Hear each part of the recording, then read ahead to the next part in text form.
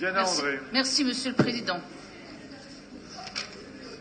Président, chers collègues, la loi Avenir professionnel rebat les cartes des responsabilités de chacun et implique une démarche de compétences et une notion de parcours renforcée. Devant les complexités du marché du travail et un contexte économique en pleine évolution, il est indispensable d'établir une véritable stratégie qui mette en place des actions efficientes. Et il y a urgence. Cet article illustre parfaitement cette situation qui se fait l'écho des inquiétudes grandissantes des entreprises.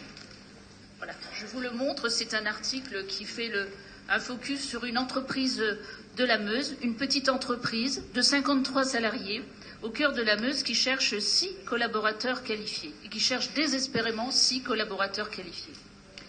Des outils de projection permettent d'anticiper dans quel domaine les besoins sont les plus prégnants pour être le plus réactif possible.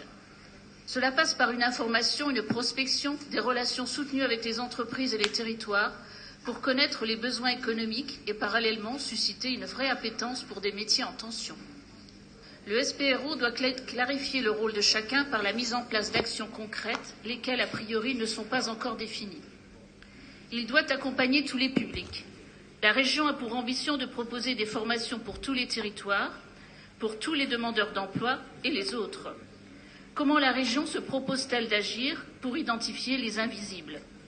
La région doit prendre des mesures pertinentes afin de favoriser la mobilité, permettant d'accéder plus facilement à des formations.